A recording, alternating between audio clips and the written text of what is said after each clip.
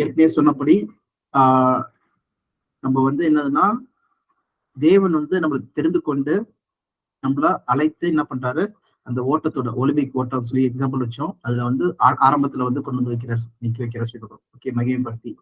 Okay, இனிமேட் நம்ம தான் என்ன பண்ணணும், பயத்தோடும் நடுக்கத்தோடும் ரட்சிப்பு நிறைவேற பிரயாசப்பட்டு நம்ம வந்து அந்த ஓட்டத்துல ஓடணும்னு சொல்லி பார்க்கிறோம். இப்ப நம்மளுக்கு 2 பாயிண்ட் நம்மள வந்து பார்க்க வேண்டியது இருக்கு. ஒரு பாயிண்ட் என்னதுன்னா, எப்படி நம்ம வந்து இந்த ஓட்டத்துல ஓடுறது சொல்றது பார்க்க வேண்டியது இருக்கு. 2வது வந்து பாத்தீங்கன்னா, இந்த மகிமைகள் என்ன, நம்ம செஞ்சு ஓடி ஓடி முடிச்சோம்னா கடைசி வரைக்கும் நம்ம வந்து விசுவாசத்தை காத்துக்கொண்டோம்னா நம்மளுக்கு என்ன மகிமைகள் இருக்கு, என்ன ரிவார்டு இருக்கு சொல்லி நம்ம பார்க்க வேண்டியது இருக்கு. ஸோ இப்போ நம்ம பார்க்க போறது என்னதுன்னா, இந்த மகிமைகளை தான் நம்ம வந்து முக்கியமா இன்னைக்கு பார்க்க போறோம். நெக்ஸ்ட் இந்த ஓட்டம் எப்படி ஓடுறது சொல்றதை நம்ம பார்ப்போம். ஓகே, அடுத்த கிளாஸ்ல. ஸோ மகிமைகள் சொல்லி பார்க்கும்போது முதலாவது மகிமையாகிய இந்த சபை அழைப்புல இருக்கிற மக்களுக்கு தேவன் வந்து பரலோக அழைப்பு கொடுக்குற சொல்லுகிறோம். பரலோக அழைப்பு என்ன படிக்கலாம். எபிரேயர் 3ஆம் அதிகாரம் 1ஆம் வசனம்.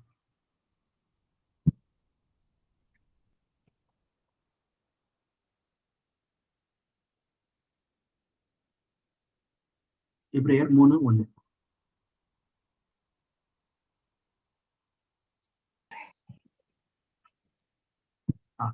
யார் வேணா படிக்கலாம். இப்படி இருக்க பரம அழைப்புக்கு பங்கு உள்ளவர்களாகிய பரிசுத்த சகோதரரே, நாம் அறிக்கை பண்ணுகிற அப்போஸ்தலரும் பிரதான ஆசாரியருமா இருக்கிற கிறிஸ்து இயேசுவை கவனித்து பாருங்கள். ஓகே, போதும். பாத்தீங்கன்னா, பரம அழைப்புக்கு பங்குள்ள பரிசுத்த சகோதரர்களே, பரம அழைப்பு ஹெவன்லி காலிங் யாருக்குன்னா, இந்த யாரு சபையின் அழைப்புல இருக்கிற மக்களுக்கு சொல்லிட்டு இது நிறைய பேர் நம்ம என்ன பார்ப்போம்னா வந்து, இந்த அழைப்பு வந்து பரம அழைப்புனா இது எப்படி வந்து இப்ப செத்து போனவங்க எல்லாருமே டக்குன்னு உயிரோட போய் பரலோகம் போறேன்னு சொல்லிதான் வந்து எல்லா சபையிலையும் வந்து போதிக்கிறது இருக்கு. உலகத்துல இருக்க கிறிஸ்தவர்கள் எல்லாருமே அதான் சொல்றாங்க. ஓகே, செத்து போனோம்னா எல்லாருமே வந்து மோஸ்டா டக்குன்னு பரலோகம் போயிடறாங்க சொல்லிட்டு. நம்ம என்ன தெளிவா பாக்குறோம்னா வந்து, இயேசு கிறிஸ்துவோடைய 2ஆம் வருகை வரைக்குமே எல்லாருமே நித்திரையில தான் இருக்காங்க. எல்லாரும் வந்து மரித்த நிலைமையில தான் இருக்காங்க. இயேசு கிறிஸ்துவோட வருகையில தான் என்ன ஆகுது, மரித்தோரின் உயிர்த்தெழுதல் ஆரம்பிக்குதுன்னு சொல்லி பார்த்தோம். கரெக்டா? இதுதான் குழப்பம் இருக்கா உங்களுக்கு? கேள்விகள் இருக்கா இதுல? உடனடியா பரலோகம் போயிடுறாங்களா, இல்லைன்னா இயேசு கிறிஸ்துவோடைய 2ஆம் வருகையில தான் போறாங்களா? 2ஆம் வருகையில. ஓகே, ஏன்னா வசனமே தெளிவப்பட்டிருக்கு. ஏதோ எக்ஸாம்பிள் கூட நம்ம படிக்கலாம். மத்தேயு 24ஆம் அதிகாரம் 30-31.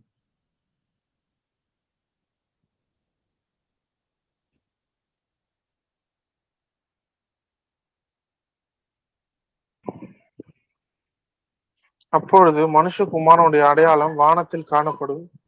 அப்பொழுது மனுஷகுமாரன் வல்லமையோடும் மிகுந்த மகிமையோடும் வானத்தின் மேகங்கள் மேல் வருகிறதை பூமியில் உள்ள சகல கோத்திரங்களும் கண்டு புலம்புவார்கள். வலுவாய் துணிக்கும் எக்கால சத்தத்தோடே அவர் தமது தூதர்களை அனுப்புவார். அவர்கள் அவரால் தெரிந்து கொள்ளப்பட்டவர்களை வானத்தில் ஒரு முனை முதற்கொண்டு மறுமுனை மற்றும் 4 திசைகளிலிருந்து கூட்டி சேர்ப்பார்கள். ஓகே, தெரிந்து கொள்ளப்பட்ட மக்களை 4 திசையிலிருந்து கூட்டி சேர்ப்பாங்க சொல்லி கொடுக்குறோம், தூதர்கள் வந்து. ஓகேவா? அப்போ இயேசு கிறிஸ்துவோட வருகை இருக்கு. வருகை எப்போ வந்து தூதர்கள் அனுப்பி கூட்டி சேர்க்கிறான்னு சொல்லி பார்க்கிறோம். இதுதான் வந்து 1 தெசலோனியர்ல நம்ம பார்க்கிறோம். 1 தெசலோனியன்ஸ் 4ஆம் அதிகாரம் 16-17. அதோட படிச்சிருங்க.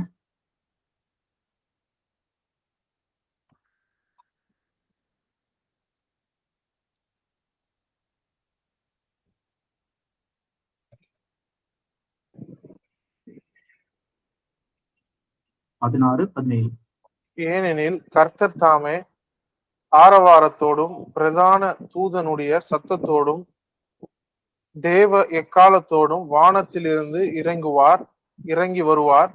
அப்பொழுது கிறிஸ்துவுக்குள் மரித்தவர்கள் முதலாவது எழுந்திருப்பார்கள். பின்பு உயிரோடு இருக்கும் நாமும் கர்த்தருக்கு எதிர்கொண்டு போக மேகங்கள் மேல் அவர்களோட கூட ஆகாயத்தில் எடுத்து கொள்ளப்பட்டு இவ்விதமாய் எப்பொழுதும் கர்த்தருடனே கூட இருப்போம். ஓகே, அப்போ அவரோட வருகையில தான் நம்ம என்ன பண்ணுவோம், எல்லாருமே உயிர்த்தெழுவோம் சொல்லி பாக்குறோம். இந்த நம்பிக்கை தான் யாருக்கு இருந்தது சொல்லி பாத்தீங்கன்னா, அப்போஸ்தலர்களுக்கு இருந்தது. இதுதான் வந்து பவுல் வந்து இங்க எழுதுறான்னு சொல்லி பாக்குறோம். இயேசு கிறிஸ்துவோட வருகையில தான் நம்ம என்ன பண்ண போறோம், பரலோகத்துல எடுத்துக்கொள்ளப்படுவோம் சொல்லி பாக்குறோம். அப்ப பாத்தீங்கன்னா, பரலோக அழைப்பு சொல்றது வந்து இங்க சர்ச் யாரெல்லாம் கிறிஸ்துவ விசுவாசிக்கிறாங்களோ அவர் தான் ஆண்டவர், அவர் தேவனால் உயிர்த்தெழுப்பட்டவர், அவர் தான் மெஸ்ஸியா சொல்லி விசுவாசிக்கிறாங்களோ, அவங்க விசுவாசிச்சு அந்த கடைசி வரைக்கும் விசுவாசத்தை காத்துக்கொள்றாங்களோ அவங்க என்ன வராங்க, இயேசு கிறிஸ்துவின் வருகையில வந்து சபையில சபையாக இருக்கிற மக்கள் வந்து என்ன பண்ணாங்க, பரலோக அழைப்புக்கு கொண்டு போறாங்கன்னு சொல்றோம். அவங்களுடைய குடியிருப்பு எங்க இருக்கு சொல்லி பாத்தீங்கன்னா பரலோகத்துல இருக்கு. ஏன்னா படிங்க, பிலிப்பியர்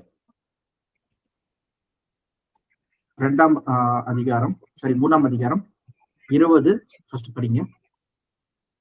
நம்முடைய குடியிருப்போ பரலோகத்தில் இருக்கிறது. அங்கே இருந்து கர்த்தரா இருக்கிற இயேசு கிறிஸ்து என்னும் இரட்சகர் வர எதிர்பார்த்து கொண்டிருக்கிறோம். பாருங்க, கர்த்தராகி இயேசு கிறிஸ்து வர எதிர்பார்த்து கொண்டிருக்கிறோம். இயேசு கிறிஸ்துடைய 2ஆம் வருகை வர எதிர்பார்த்து கொண்டிருக்கிறோம்.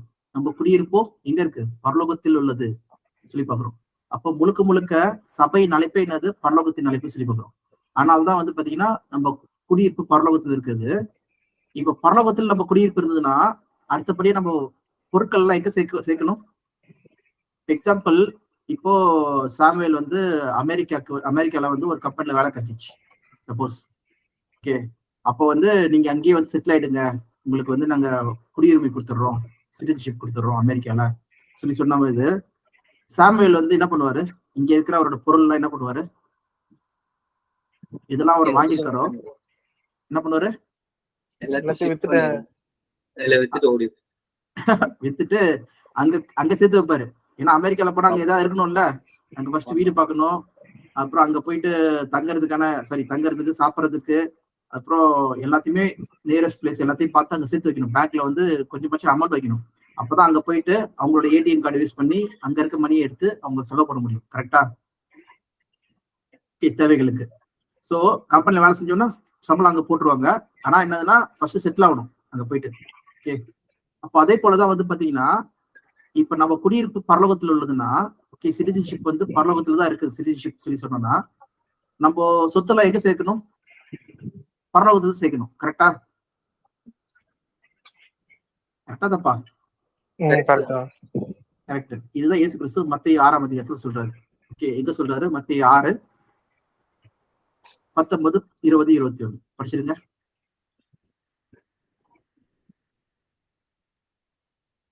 பூமியிலே உங்களுக்கு பொக்கிஷங்களை சேர்த்து வைக்க வேண்டாம். இங்கே பூச்சியும் துருவும் அவைகளை கெடுக்கும். இங்கே திருடர்கள் கண்ணமிட்டு திருடுவார்கள். பரலோகத்திலே உங்களுக்கு பொக்கிஷங்களை சேர்த்து வையுங்கள். அங்கே பூச்சியாவது துருவாவது கெடுக்கிறதுக்கும் இல்லை. அங்கிருந்து திருட கண்ணமிட்டு திருடுவதும் இல்லை. எங்கே உங்கள் பொக்கிஷம் இருக்கோ அங்கே உங்கள் இருதயம் இருக்கும். ஓகே, அப்ப பாத்தீங்கன்னா எங்க பொக்கிஷம் இருக்கு. ஃபார் எக்ஸாம்பிள், ஒரு அழகான ஒரு கார் வாங்கியிருக்கீங்க.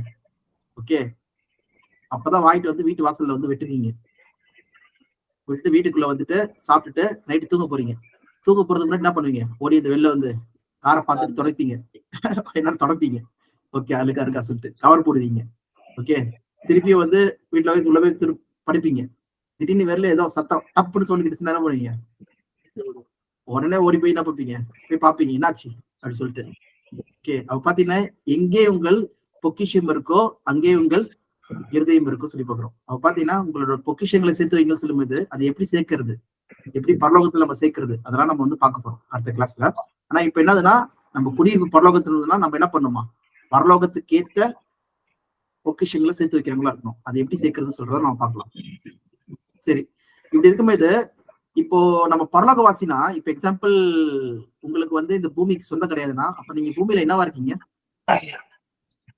பரதேசியா. கரெக்ட், பரதேசியா இருக்கிறோம். அது எங்க போட்டிருக்கு, 1 பேதுரு 1ஆம் அதிகாரம். இந்த பூமியில நம்ம எதுவுமே வாங்கக்கூடாது. அது நான் வரேன், நல்ல கேள்வி. இதை பார்த்துட்டு நம்ம அந்த கேள்விக்கு வரேன்.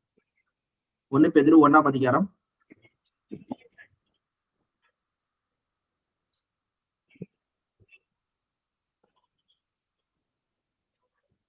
படிங்க யாராவது. 1ஆம் வசனமா? 1ஆம் வசனம்.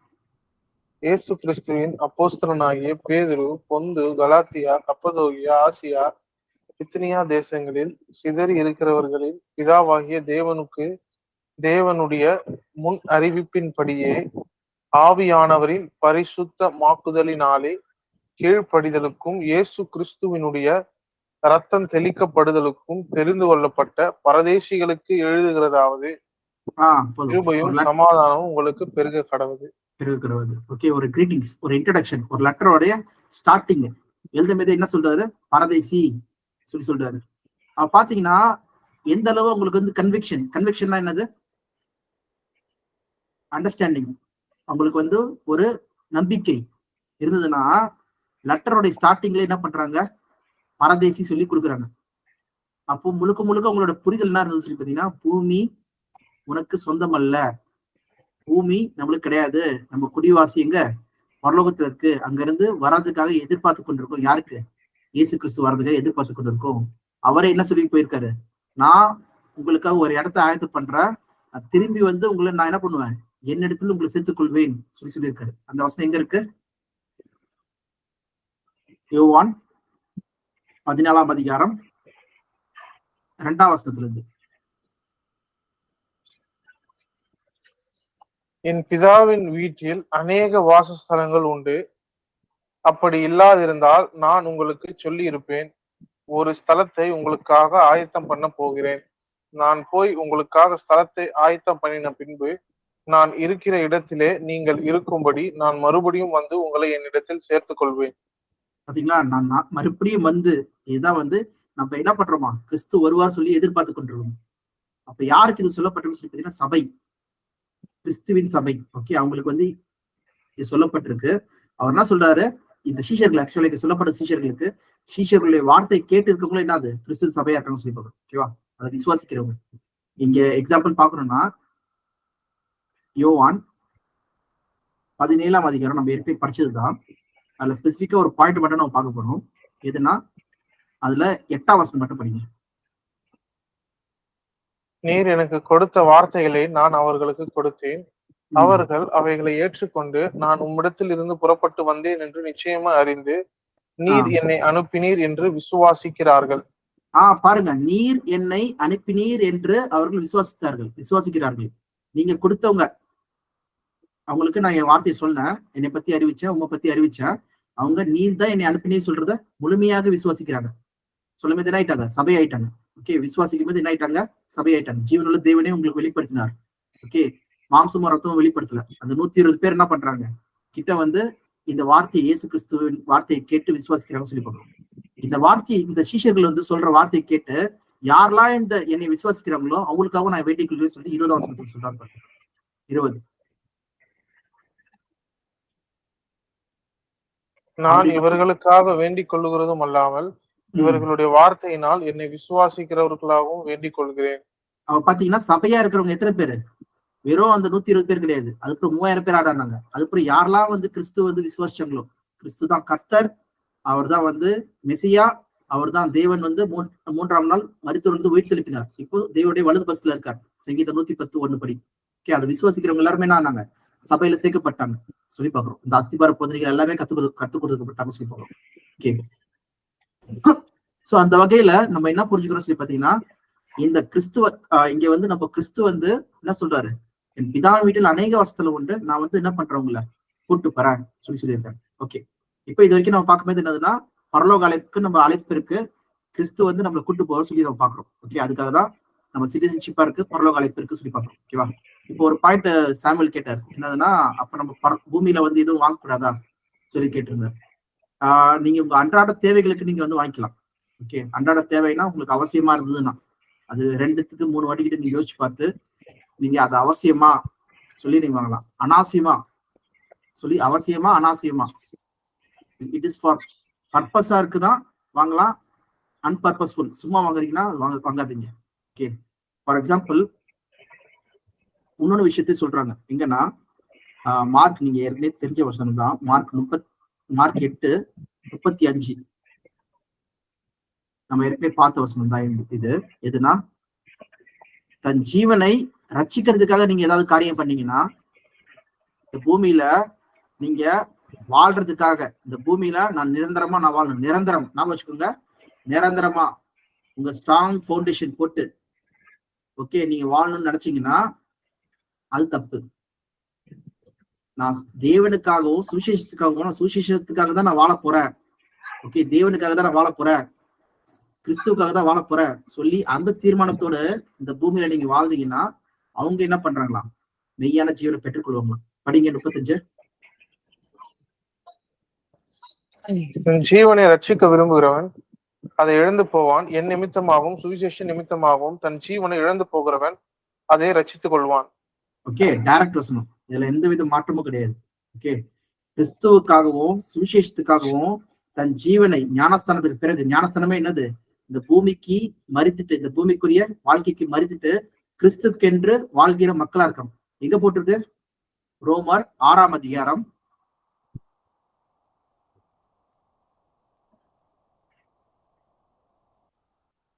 8 நம்ம ஞானஸ்தானம் எடுத்துக்கோமோ அப்போ நம்ம மறிச்சிட்டோம் இந்த பூமிக்கு.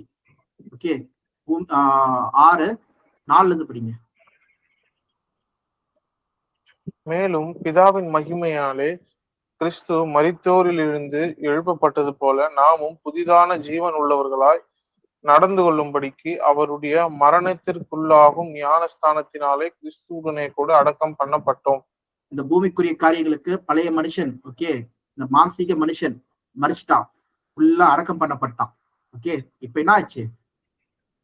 ஒரு புதிய மனுஷன் வந்து பிறக்கிறா சொல்லி பாக்குறோம். படிங்க, அப்படியே கண்டினியூ பண்ணுங்க அந்த வசனத்தையும்.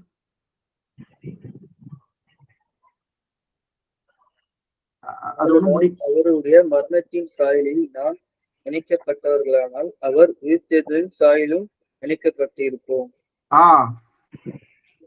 அவருடைய மரணத்தின் சாயல் நம்ம இணைக்கப்பட்டிருந்தோம்னால் அவருடைய உயிர்த்தெழுதலின் சாயலும் இணைக்கப்பட்டிருப்போம். இல்ல புதிதான வாழ்க்கை சொல்லி போட்டிருக்காங்க.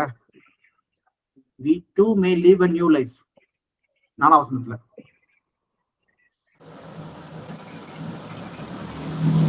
புதிதான ஜீவன் உள்ளவர்களாய் நடந்து கொள்ளும்படிக்கு. புதிதாக ஜீவன் உள்ளவராய் நடந்து கொள்ளும்படிக்கு. அப்ப புதிதான ஜீவன்னா என்ன அர்த்தம்? New life. இப்போ பழைய வாழ்க்கைன்னா என்ன அர்த்தம்?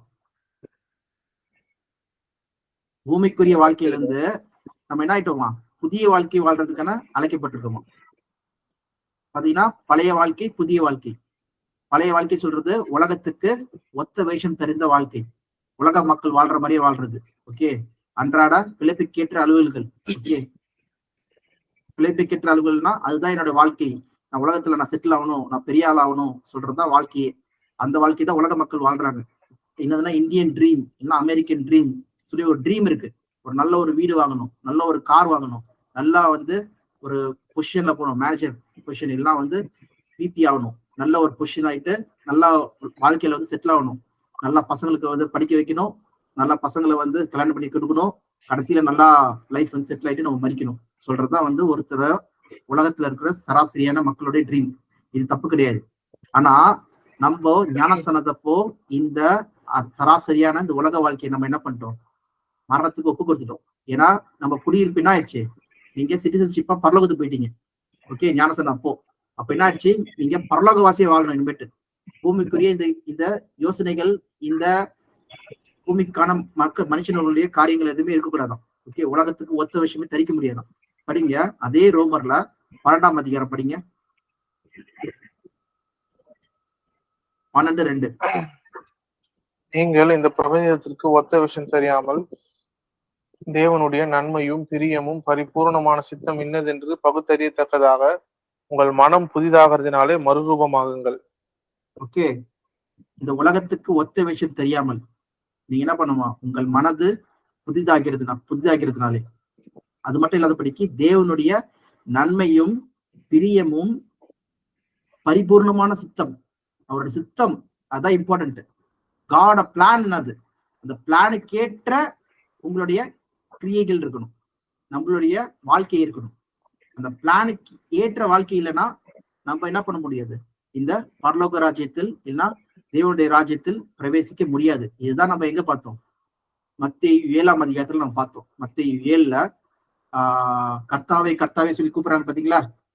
மத்தேயு 7:21.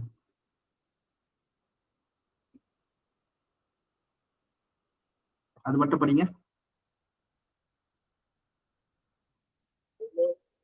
பரலோகத்தில் இருக்கிறவன் என் பிதாவின் சித்தத்தின்படி செய்கிறவனே பரலோக ராஜ்யத்தில் பிரவேசிப்பானே அல்லாமல் என்னை நோக்கி கர்த்தாவே கர்த்தாவே என்று சொல்கிறவன் அதில் பிரவேசிப்பதில்லை.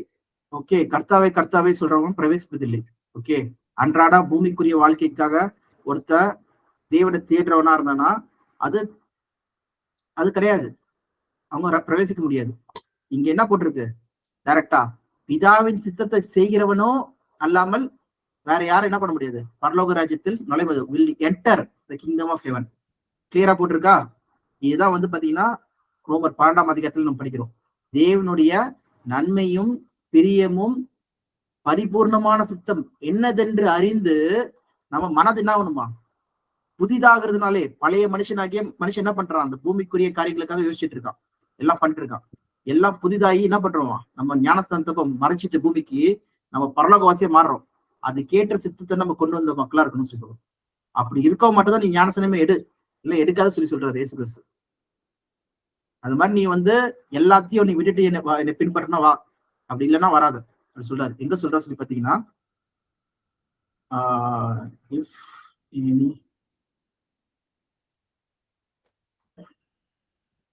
அது நம்ம ஏற்கனவே பார்த்தோம்னு நினைக்கிறேன். இது கூட எங்கன்னா லூக்கா 14ஆம் அதிகாரம்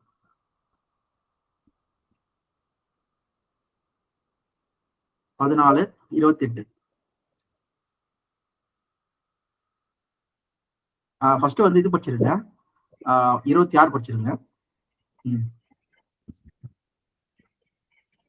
யாதொருவன் என்னிடத்தில் வந்து தன் தகப்பனையும் தாயையும் மனைவியையும் பிள்ளைகளையும் சகோதரரையும் சகோதரிகளையும் தன் ஜீவனையும் வெறுக்காவிட்டால் எனக்கு சீஷனா இருக்க மாட்டான்.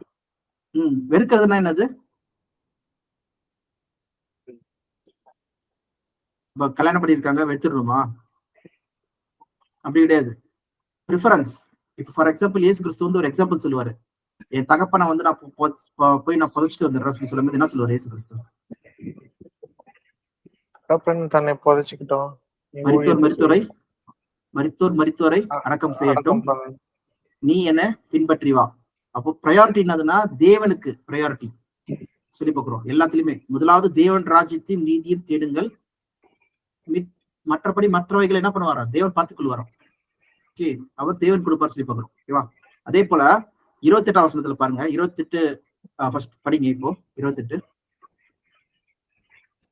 உங்களில் ஒருவன் ஒரு கோபுரத்தை கட்ட மனதா இருந்து அஸ்திபாரம் போட்ட பின்பு முடிக்க திராணி இல்லாமல் போனால், பார்க்கிறவர் எல்லோரும் இந்த மனுஷன் கட்ட தொடங்கி முடிக்க திராணி இல்லாமல் போனான் என்று சொல்லி தன்னை பரியாசம் பண்ணாதபடிக்கு அதை கட்டி தீர்க்கிறதற்கு தனக்கு நிர்வாகம் உண்டோ இல்லையோ என்று முன்பு அவன் உட்கார்ந்து செல்லுஜல் செலவை கணக்கு பாராமல் இருப்பானோ. அப்ப பாத்தீங்கன்னா என்ன சொல்ல வராரு, ஃபார் எக்ஸாம்பிள் ஒரு வீட்டை நீங்க கட்டுறீங்க, அதுக்கு வந்து ஒரு 60 லட்சம் ஆகுது, ஆனா உங்க கையில இருக்கிறது 10 லட்சம் தான். நீங்க ஆரம்பிச்சிடுறீங்க, ஆனா கடைசியில என்ன ஆயிடுது, வீடு பாதிலே நின்றுது. அப்போ பாக்குறவங்க என்ன பண்ணுவாங்க, பரியாசம் பண்ணுவாங்க. அப்போ முன்னாடியே நீ கட்டுறதுக்கு முன்னாடி என்ன பண்ணும், உன்னால முடியுமா முடியாதா, காசு வச்சு பண்ண முடியாதா, அதுக்கேற்ற மாதிரி சின்ன வீடு பண்ணுமா எல்லாம் வந்து பிரம்மாண்டமா பண்ணுமா சொல்ற நீ தான் வந்து முடிவெடுக்கணும். அதே போலதான் ஒரு ராஜா வந்து சண்டைக்கு போறதுக்கு முன்னாடி என்ன பண்றாராம், தன்னிடத்துல இருக்கவும் கொஞ்சம் பேர் தான், 10,000 பேர் தான் இருக்காங்க, ஆனா எதிரிக்கிட்ட எத்தனை பேர் இருக்காங்க, 20,000 பேர் இருக்காங்க. நான் போய் சண்டை போட்டா வெற்றி பெற முடியாதா சொல்லி ராஜா ஆராய்ந்து பார்த்து அதுக்கேற்றபடி என்ன பண்ணுமா, ஓகே வேணாம்ப்பா நம்மளால முடியாது, அப்போ நம்ம என்ன பண்ணலாம், ஒரு டெலிகேஷன்னா ஒரு தூது அனுப்பலாம், இந்த மாதிரி நாங்க வந்து சரணடைறோமா இல்ல ஒரு ட்ரீட்டி மாதிரி நம்ம போடலாம் சொல்லி போடுறாங்க. ஓகேவா? அதே போலதான் என்னை பின்பற்றணும். 33 இப்ப படிங்க. The same way தனக்கு எல்லாம் வெறுத்து விட்டால் அவன் எனக்கு சீஷனா இருக்க மாட்டான். அப்போ நீங்க என்ன பண்ணுவோம், ப்ரையாரிட்டி முழுக்க தன்னைத்தான் வெறுக்கிறது மட்டும் கிடையாது, எல்லாத்தையுமே இந்த பூமிக்குரிய காரியங்கள் எல்லாத்தையும் நீங்க என்ன பண்ணணும், ஞானஸ்தானத்துல முற்றிலுமா இது பண்ணாதான் நீங்க உள்ள வரணும். அப்பதான் என்னோட சீஷரா இருக்க முடியும், இல்லைன்னா இருக்க முடியாது. இதான் சபையின் அழைப்பின் பாக்கியம். இதுவே பாத்தீங்கன்னா ரொம்ப இம்பார்ட்டன்ட். இது யாருமே சொல்ல மாட்டாங்க. இயேசு கிறிஸ்து எத்தனை வார்னிங் கொடுத்திருக்காரு, எத்தனை காஷன் கொடுத்திருக்காரு. நீங்க சபை ஆகணும்னா வந்து எச்சரிப்பு. ஓகே, நீங்க இது எல்லாத்தையும் விட்டுட்டு வரணும். மரணம்னா என்னது, ஞானஸ்தானம்னா என்னது, இந்த பூமிக்குரிய காரியங்களுக்கு நம்ம மறிச்சிட்டோம். இனி நான் அல்ல கிறிஸ்து வாழ்றேன்னா என்ன அர்த்தம், கிறிஸ்துவின் சேவை செய்யறதுக்காக, வேலை செய்யறதுக்காக.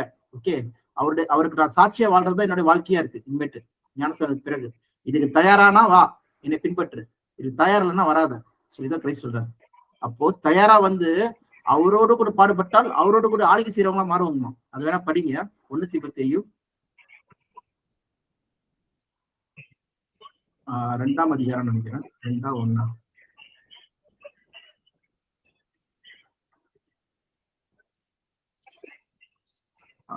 2 தீமோத்தேயு நினைக்கிறேன்.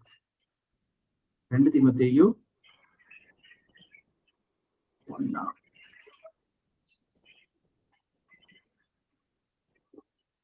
2 தீமோத்தேயு 2ஆம் அதிகாரம். ஓகே, 11ஆம் வசனத்துல இருந்து பாருங்களேன்.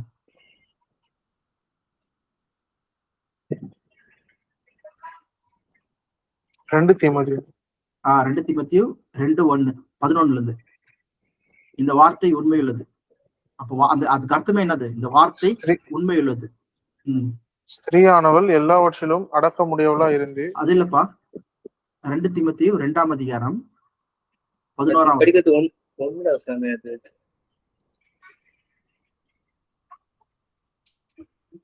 இந்த வார்த்தை உண்மை உள்ளது என்னவெனில், நாம் அவரோட கூட மரித்தோமானால் அவரோட கூட பிழைத்திருப்போம். ஓகே, அவரோட கூட ஞானஸ்தானத்துல மரித்தோமானால் அவரோட கூட பிழைச்சிருப்போம், ஜீவனை பெற்ற மக்களா இருப்போம். அப்புறம் நெக்ஸ்ட், அவரோட கூட பாடுகளை சகித்தோமானால் அவரோட கூட ஆளுகையும் செய்வோம். பாத்தீங்களா, அவரோட கூட பாடுகள் பட்டாதான் அவரோட கூட ஆளுகை இருக்கு.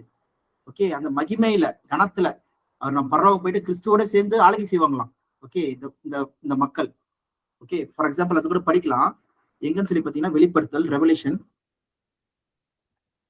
20ஆம் அதிகாரம் 4ஆம் வசனம் படிங்க.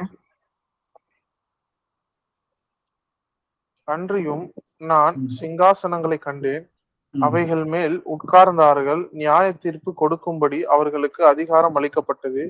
இயேசுவை பற்றிய சாட்சி நிமித்தமும் தேவனுடைய வசனத்தின் நிமித்தமும் சிறுசேதம் பண்ணப்பட்டவர்களுடைய ஆத்துமாக்களையும் மிருகத்தையாவது அதன் சொரூபத்தையாவது வணங்காமல் தங்கள் நெற்றியிலும் தங்கள் கையிலும் அதன் முத்திரைகளை தரித்து கொள்ளாமலும் இருந்தவர்களையும் கண்டேன். அவர்கள் உயிர்த்து கிறிஸ்துவுடனே கூட 1000 வருஷம் அரசாண்டார்கள். பாத்தீங்களா, அவரோடு கூட பாடுபட்டால் சிறைசேதம் பண்ணப்பட்டவர்கள். ஓகேவா, கிறிஸ்துவுக்காக சாட்சியாய் தன்னை சிறைசேதம் பண்ணப்பட்டவர்கள். ஓகே, பாத்தீங்கன்னா தேவனுடைய வார்த்தைக்கும் கிறிஸ்துவுக்கும் தேவனுடைய வார்த்தைக்கும் சாட்சியாய். ஓகே, அவங்கதான் வந்து பாத்தீங்கன்னா சபையா இருக்காங்க சொல்லி போகிறோம். அவங்க எழுந்து கிறிஸ்துவனே சேர்ந்து என்ன பண்றாங்களா, அரசாட்சி பண்றாங்க சொல்லி போகிறோம். அப்ப சபையோடைய சிக்னிபிகன்ஸ், இம்பார்ட்டன்ஸ் வந்து எவ்வளவு வேல்யூபிள். ஓகே, இது நம்ம பாக்குறோம். ஓகே, இது வந்து உங்களுடைய அந்த நீங்க கேட்ட கேள்விக்காக நான் சொன்னது. அப்போ வந்து நம்ம வந்து இந்த உலகத்தை வந்து நம்ம வாழ்ந்தாலும் நம்ம என்ன பண்ண முடியாது, இதை அனுபவிக்க முடியாது. அனுபவிக்கனா என்னது, இதை நம்ம வந்து சந்தோஷமா இது பண்ண முடியாது. நம்ம ஏன்னா இந்த குடியிருப்பு மக்கள், இந்த உலகத்தின் மக்களே கிடையாது. நம்மளோட குடியிருப்பு ஞானஸ்தானத்துக்கு அப்புறம் நம்ம யாரு, பரலோகவாசிகள். அதான் நம்ம ஒப்பு கொடுத்தோம் ஞானஸ்தானத்துல. இந்த சரீரத்தை நான் ஒப்பு கொடுக்குறேன், நான் மறிச்சிட்டேன். தண்ணி ஞானஸ்தானம் எதை ரிப்ரசென்ட் பண்ணுது, தண்ணியில முழுகி தண்ணி ஃபுல்லா நிரம்பிடுது, மண்ணோட மண்ணா. ஓகே, செத்து போனதுக்கு ரெப்ரசென்ட் பண்றோம். எதுக்கு போய் என்ன பண்றோம், நான் ஆவிக்குரிய மனுஷனா ஜென்மிக்கப்படுறேன். ஓகே, அதனாலதான் ஜலத்தினாலும் ஆவியினாலும் பிறவாவிட்டால் பரலோக ராஜ்யத்தில் பிரவேசிக்க முடியாது. அப்ப எப்ப நீங்க ஞானஸ்தானம் பண்றீங்களோ அப்பயே முடிஞ்சிச்சு இந்த பூமிக்குரிய செட்டில்மெண்ட். இனிமேட்டு நம்ம வாழ்றது என்னது, கிறிஸ்துக்காக. அதனாலதான் நீங்க வாயினால் அறிக்கையிட்டு சாட்சி சொல்லணும். நீங்க வந்து கிறிஸ்துக்காக நீங்க வாழணும். இதுதான் நம்மளுடைய வேலையே. ஓகே, இதுதான் வந்து தேவன் பண்ண நம்ம திட்டம். யாருக்கு, இந்த சபைக்கு, சபை மக்களுக்கு அழைப்பின் முக்கியத்துவமே இதான் சொல்லி பார்க்கணும். ஓகேவா, சரி, இப்ப நம்ம பேக் டு நம்மளோட டாபிக் போயிடலாம். ஓகே, எதுனா நம்ம பரலோக அழைப்பு சொல்லி பார்த்தோம். இப்ப நம்ம என்ன பாக்குறோம்னா வந்து மகிமையின் சரீரம். இப்ப எக்ஸாம்பிள், நம்ம வெறும் இந்த பரலோக வாசியா இருக்கிறோம், நம்ம குடியிருப்பு பரலோகத்துல இருக்கு. நம்ம டைரக்டா இந்த சரீரத்துல போயிட முடியுமா? பாத்தீங்கன்னா போக முடியாது. அப்ப நம்ம எந்த சரீரத்துல போகணும்னு சொல்லி பாத்தீங்கன்னா ஆவிக்குரிய சரீரத்துல தான் நம்ம போக முடியும். ஓகே, இப்ப ஏஞ்சல்ஸ் வந்து எது சரீரத்துல இருக்காங்க, ஆவிக்குரிய சரீரத்துல. இப்ப எக்ஸாம்பிள், ஸ்பேஸுக்கு போனாலே ஆஸ்ட்ரோநாட்ஸ் என்ன யூஸ் பண்றாங்க, அந்த ஆஸ்ட்ரோநாட்ஸ் ஸ்பேஸ் சூட். ஓகே, அதுதான் போட்டுட்டு தான் வெளில போக முடியும். இந்த மாதிரிதான். அதை விட்டு வெளில போறாங்கன்னா காலி.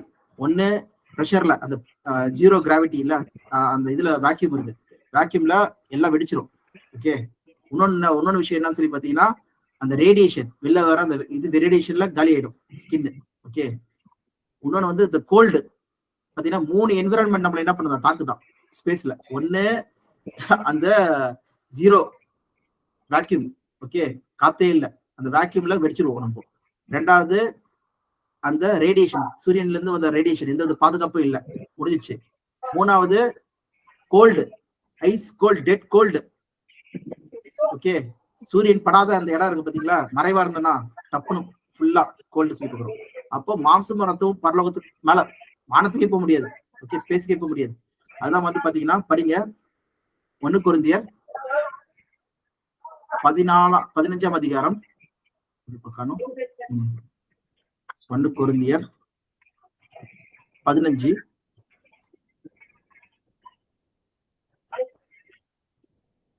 அதெல்லாம் 50ஆம் வசனம் படிங்க. 50. சகோதரரே, நான் சொல்லுகிறது என்னவெனில், மாம்சமும் ரத்தமும் தேவனுடைய ராஜ்யத்தை சுதந்திரிக்க மாட்டாது. அழிவுள்ளது அழியாமையை சுதந்திரிப்பதும் இல்லை. பாத்தீங்கன்னா மாம்சமும் ரத்தமும் பரலோகத்துக்கு போக முடியாதான். அப்போ கிறிஸ்து நம்மள வந்து கூட்டு போற சொல்லியிருக்காரு. கூட்டு போனாருன்னா அப்போ நம்மள எந்த சரீரத்துல கூட்டு போறாரு சொல்லி பார்க்கலாம். அது நம்ம பிலிப்பியர் 3ஆம் அதிகாரத்திலே இருக்கு.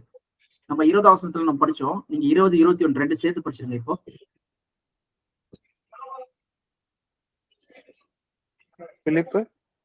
பிலிப்பியர் 3, 20, 21 ரெண்டு சேர்த்து படிச்சிருங்க.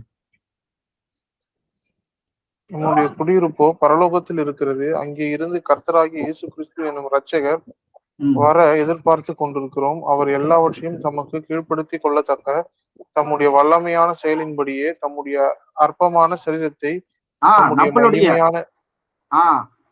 அற்பமான சரீரத்தை, தம்முடைய கிடையாது, நம்முடைய அற்பமான சரீரத்தை நம்முடைய மகிமையான சரீரத்திற்கு ஒப்பாக மறுரூபப்படுத்துவார். இது அண்டர்ஸ்டாண்டிங் என்னது? நம்முடைய அற்பமான சரீரம்னா எது குறிக்குது? இந்த மாம்ச சரீரம், இந்த மாம்ச சரீரம் நம்மளுடைய அற்பமான சரீரம். ஓகே, அங்க என்ன போட்டிருக்கு அடுத்தபடியா? அவருடைய, அவர்னா யாரு? இயேசு கிறிஸ்துவோடைய மகிமையான சரீரத்துக்கு ஒப்பாய் நம்மளை மறுரூபப்படுத்துவாராம். அவ பாத்தீங்கன்னா நம்ம சரீரம் வந்து ஆவிக்குரிய சரீரம் கிடையாது, இது அதுக்கும் மேல மகிமை பெற்ற சரீரமா, குளோரியஸ் பாடி. இங்கிலீஷ்ல பாத்தீங்கன்னா குளோரி, மகிமையின் சரீரத்தை பெற்ற மக்களாகுமா. ஓகே, அதுதான் இந்த அழைப்பு. பாத்தீங்கன்னா பரலோகவாசி ஆவறது வந்து பாத்தீங்கன்னா தூதர்களும் இருக்காங்க. ஆனா மகிமையின் சரீரம் பெற்றது யாரு? கிறிஸ்து. அவருக்கு ஒப்பாய் நம்ம இருப்போமா. இத பவுல் இங்க சொல்றாரு பிலிப்பியர் மக்களுக்கு. அதே மாதிரி யோவான் சொல்றாரு பாருங்க, எங்கன்னா 1 யோவான் 3ஆம் அதிகாரம் 2ஆம் வசனம். பிரியமானவர்களே, இப்பொழுது தேவனுடைய பிள்ளைகளா இருக்கிறோம். இனி எவ்விதமா இருப்போம் என்று இன்னும் வெளிப்படவில்லை. ஆகிலும் அவர் வெளிப்படும் போது அவர் இருக்கிற வண்ணமாகவே நாம் அவரை தரிசிப்பதினால் அவருக்கு ஒப்பா இருப்போம் என்று அறிந்திருக்கிறோம். அவருக்கு ஒப்பா இருப்போம். அவர் கிறிஸ்து எப்படி இருக்கிறாரோ அதே போல நம்மளும் வந்து காணப்படுவோம் சொல்லி பார்க்கிறோம். ஓகேவா? அவருக்கு ஒப்பாய், அவரோட சரீரத்துக்கு ஒப்பாய் நம்ம என்ன பண்ணுவோமா, காணப்படுவோம் சொல்லி பார்க்கிறோம் அப்பியரன்ஸ்ல. அவ பாத்தீங்கன்னா இது என்னது? மகிமையின் சரீரம். தேவன் வந்து என்ன கொடுக்குறாரு நம்மளுக்கு? மகிமையின் சரீரம் கொடுக்குறாரு. அந்த மகிமையின் சரீரத்தோட மேன்மை என்னது? மகிமையின் சரீரத்தோட மேன்மை என்னது சொல்லி பாத்தீங்கன்னா 1 கொரிந்தியர் 15ஆம் அதிகாரமே வாங்க, திரும்பி பேக் டு 1 கொரிந்தியர் 15. இந்த மகிமையின் சரீரத்தோட மேன்மை நம்ம பார்க்கலாம். நம்ம ஏற்கனவே ஒண்ணு படிச்சீங்க, 50 படிச்சீங்க. 50ல என்ன போட்டிருக்கு?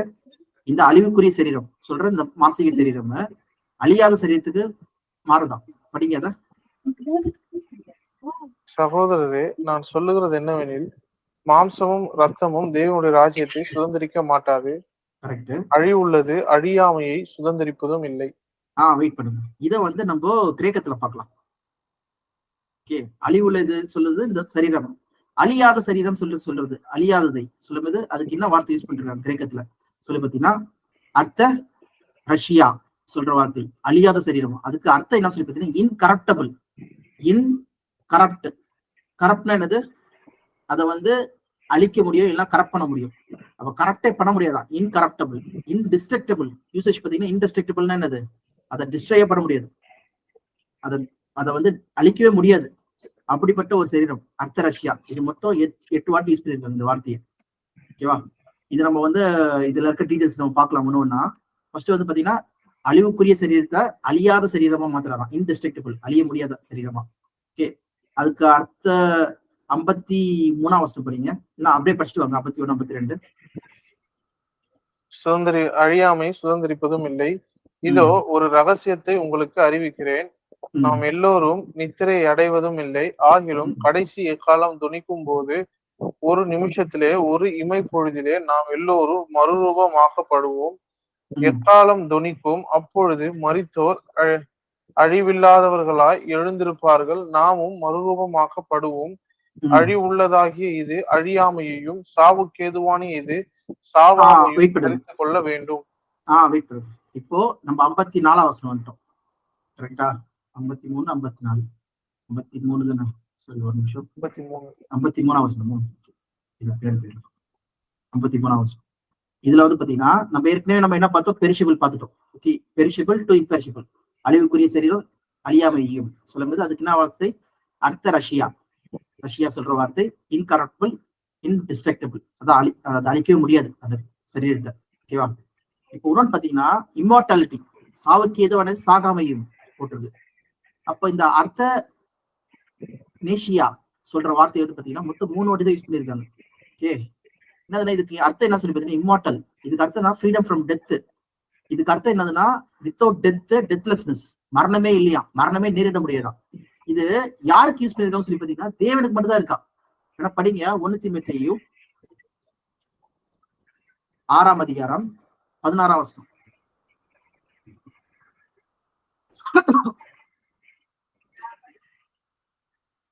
ஒருவராய் சாவாமை உள்ளவரும் சேரக்கூடாத ஒளியில் வாசம் பண்ணுகிறவரும் மனுஷரில் ஒருவரும் கண்டிராதவரும் காணக்கூடாதவருமாய் இருக்கிறவர் அவருக்கே கனமும் நித்திய வல்லமையும் உண்டாயிருப்பதாக. யார பத்தி பேசுறாங்க? யாருமே பார்த்தது கிடையாது. யார பத்தி பேசுறது? தேவன், யாவே தேவன். ஓகேவா? ஒருவராய் சாகாமை உள்ளவர். ஓகே, அந்த ஒருவராய், அலோன். அப்போ இந்த மகிமைய, தேவனுக்கு இருக்கிற மகிமைய சபைக்கும் கிறிஸ்துவுக்கும் என்ன பண்றாரு? தேவன் தரார் சொல்லி பாக்குறோம். அதுதான் இங்க நம்ம பாக்குறோம். ஓகே, அழிவுக்குரிய மக்களுக்கு மாட்டல், அதனாலதான் என்ன போட்டிருக்கு? சாவுக்கு ஏதுவான மக்களுக்கு என்ன பண்றாரா? சாகாமை. அது தேவனுக்கு மட்டும்தான் உள்ளது. அது என்ன பண்றாரு? இந்த சபைக்கும் தேவன் தரார் சொல்லி பாக்குறோம். ஓகே, அதுதான் பாத்தீங்கன்னா 53லயும் இருக்கு, 54லயும் இருக்கு, அடுத்த வசனத்திலயும் இருக்கு. இதான் இங்க 2 இருக்கு. 53, 1 Corinthians 15:53, 1 Corinthians 15:54. இதான் 1 Corinthians 6:16 இருக்கு. இந்த அர்த்தனேஷியா சொல்ற வார்த்தை வித்தவுட் டெத், டெத்லெஸ்னஸ், இந்த மகிமையை பாத்தீங்கன்னா சபைக்கு இப்பேற்பட்ட மகிமை கிறிஸ்து வந்து என்ன பண்றாரா? அவர் எக்கால சத்தம் வருமா, ஒரு இமைப்பொழுதுல, கடைசி எக்காலம் ஒழிக்கப்படும். அப்போ இமைப்பொழுதுலே மறுவாக்கப்படுவாங்களாம். யாரு? ஃபர்ஸ்ட் மரித்தோர் எழுதிப்பாங்களாம், பின்பு உயிரோடு இருக்க நாம் சொல்லும்போது சபையில கிறிஸ்துவ விசுவாசிக்கிற மக்கள் என்ன பண்றாங்களா? முதலாவது எந்திக்கிறாங்க சொல்லி பாக்குறோம். அப்ப பாத்தீங்கன்னா ஒண்ணு என்ன பார்த்தோம்? இன்கரப்டபிள் பார்த்தோம். ரெண்டாவது நம்ம என்ன பாக்குறோம்? இம்மார்டாலிட்டி. ஓகே, அப்போ இன்டெஸ்ட்ரக்டபிலிட்டி இல்லைன்னா வந்து இன்கரப்டபிலிட்டி, இம்மார்டாலிட்டி. அப்ப அவ்வளவு பெரிய மகிமையை வந்து தேவன் என்ன பண்றாருன்னா சபைக்கு கொடுத்திருக்காரு சொல்லி பாக்குறோம். ஓகே, அப்போ ஸ்டெப்பா நீங்க எல்லாம் எழுதி வச்சுக்கோங்க ஒண்ணு ஒண்ணா. நம்ம என்ன பார்த்தோம்? ஸ்டார்டிங்ல பரலோக அழைப்பு, கிறிஸ்துவோடைய மகிமை சரீரம், மகிமை சரீரத்தோட தன்மைகள் என்னன்னு சொல்லிதான் நம்ம என்ன பண்றோம்? ஒண்ணு ஒண்ணா பாக்குறோம். என்னது? இம்பெரிஷபிள். பரலோக அழைப்பு, கிறிஸ்து வந்து கூட்டு போனோம்னா எதுல வராரு? அவரோட சரீரம் மாதிரி நம்ம சரீரம் மாற்றப்படணுமா? அப்ப கிறிஸ்துவின் சரீரம் எப்படிப்பட்டதா இருக்கு சொல்லிதான் நம்ம பார்த்துட்டு இருக்கோம். எப்படி இருக்கு? அழியாமை, சாகாமை. அழியாமை, சாகாமை, அப்படிப்பட்ட சரீரம். குளோரியஸ் பாடி நம்மளுக்கு கொடுக்கப்படுது சொல்லி பார்க்கணும். சோ இது வந்து சரீரத்தை பத்தி நம்ம இங்க பாக்குறது முழுக்க. ஓகேவா? இதுல நம்ம வந்து ஏற்கனவே ஒண்ணு பார்த்தோம். என்னதுன்னா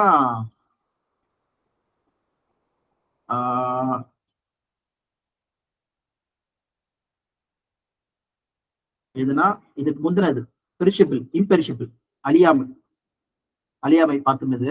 இங்க நம்ம ஒரு வருஷம் பார்க்கலாம் சொன்னோம். ஃபர்ஸ்ட் ஒரு வருஷம் மட்டும் பார்க்கலாம். இதெல்லாம் வந்து 1 Corinthians 15 தான் இருக்கிறது எல்லாமே. இது மட்டும் ஃபர்ஸ்ட் பார்க்கலாம். ரோமர் 2:7. ரோமர் 2:7 எடுங்க.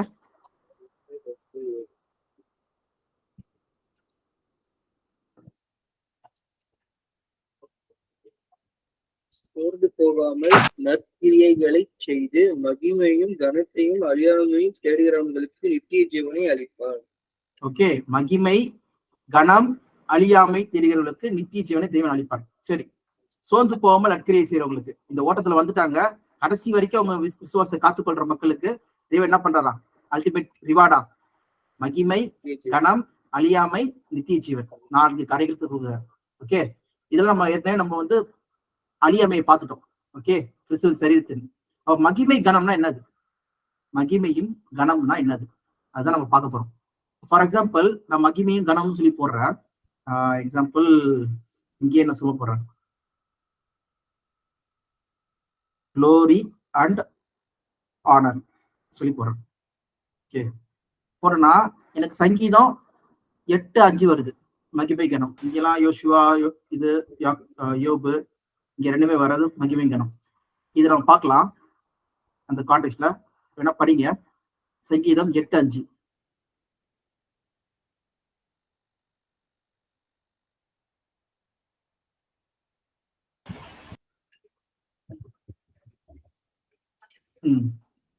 படிங்க.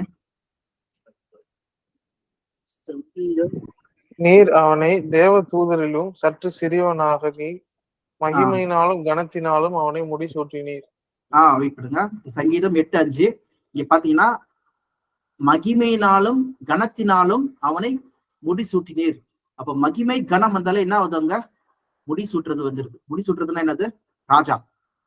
ஓகே, ஹெட்ல கிரவுன் வைக்கிறது மகிமை கனம்னா. ஓகேவா? இப்ப பாத்தீங்கன்னா அடுத்த வசனம் படிங்க.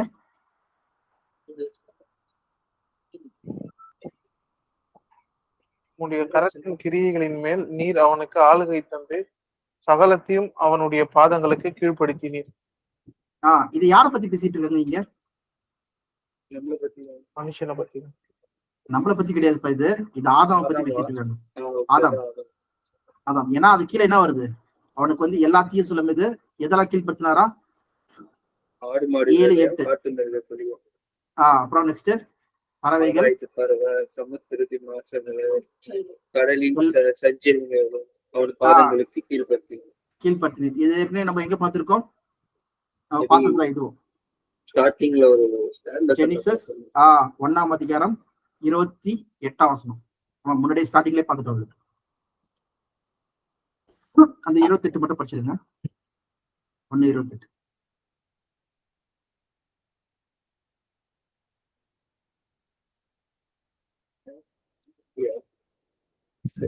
பின்பு தேவன் அவர்களை நோக்கி, நீங்கள் பழகி பெருகி பூமியை நிரப்பி அதை கீழ்ப்படுத்தி சமுத்திரத்தின் மாம்சங்களையும் ஆகாயத்து பறவைகளையும் பூமியின் மேல் நடமாடுகிற சகல ஜீவ சந்துகளையும் ஆண்டு கொள்ளுங்கள் என்று சொல்லி தேவன் அவர்களை ஆசீர்வதித்தார்.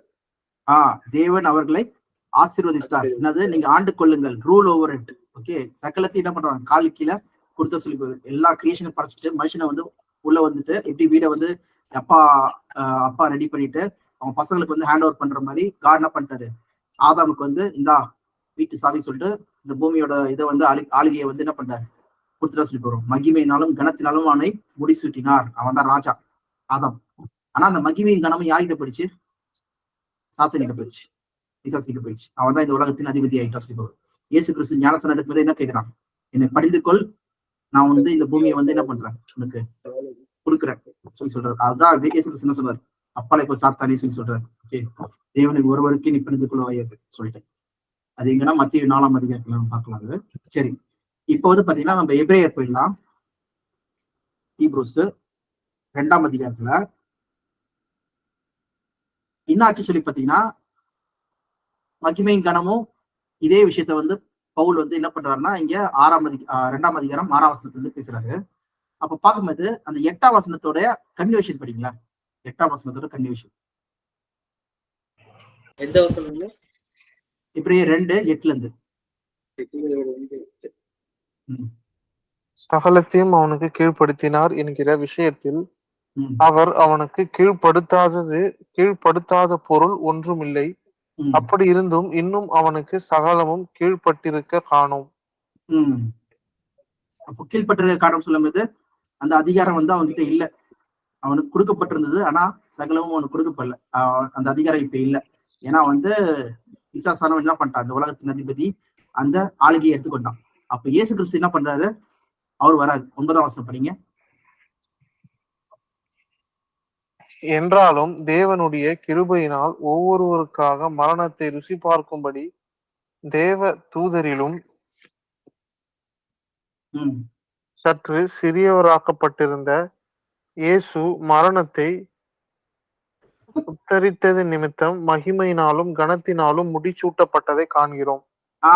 இங்க நம்மளோட பாயிண்ட் எதுக்காக போன சொல்லி பாத்தீங்கன்னா, மகிமையினாலும் கனத்தினாலும் முடிசூட்டப்படுறதுதான் நம்ம பாயிண்ட். பாத்தீங்கன்னா இயேசு கிறிஸ்து ஆதாமுக்கு இணையா வந்து தேவத்தில் கட்டும் சற்று சிறுவனா வந்து அவரை காப்பாத்துனதுனால, ஈடுபலி கொடுத்ததுனால, ஓகே, ரான்சம் சாக்ரிஃபைஸ் கொடுத்ததுனால, மரணத்துல கொடுத்ததுனால என்ன பண்றாராம் தேவன் எல்லா நாமத்துக்கு மேலாக உயர்த்தி ஃபர்ஸ்ட் என்ன பண்றாரு, அந்த அதிகாரத்தை, கனத்தையும் மகிமையும், ஓகே, மகிமையும் கனத்தையும் நாள் முடிசூட்டுறது வந்து என்ன பண்ணிட்டாரு, திருப்பி இயேசு கிறிஸ்து பெற்றுக்கொண்டார். எந்த உலகத்துக்கு? இந்த பூமிக்கு. பூமியோடைய அந்த அதிகாரத்தை வந்து இயேசு கிறிஸ்து சாத்தான் கிட்ட வந்து பெற்றுக்கொண்டார். அதனாலதான் அவர் என்ன சொல்றாரு, நான் உயர்த்தப்படும் போது சாத்தான் என்ன பண்ணுவான், அவன் நியாயத்திற்கப்படுவான், அவன் புறம்பா தள்ளப்படுவான்னு சொல்லி சொல்றாரு. ஓகே, யோவான் அதிகாரம் 14ஆம் அதிகாரம், யோவான் 14ஆம் அதிகாரம் நினைக்கிறேன். ஓகே, புறம்பாய் தள்ளப்படுவான்னு சொல்லி போகுது. அவ பாத்தீங்கன்னா இயேசு கிறிஸ்து என்ன பண்ணிட்டார், தன் மரணத்தினால இதை வெற்றி பெற்றதுனால, தன் ஆதாம காப்பாத்தினதுனால, அவர் மரித்து பரிபூர்ணமான ஒரு சரீரம் வந்து மரித்து ஈடுபடியா கொடுத்ததுனால, ஆதாம் வந்து மரணத்துல, ஆதாமோட பனிஷ்மெண்ட் ஆகிய மரணத்துல இருந்து எல்லா மக்களும் விடுதலைக்கப்படுறாங்க. அது மூலமா என்ன ஆகிறாரு, திருப்பியும் இந்த மகிமையும் கனமும் என்ன பண்ணுது, முடிசூட்டப்படுது. யாருக்கு? கிறிஸ்து இயேசுக்கு சூட்டப்படுது.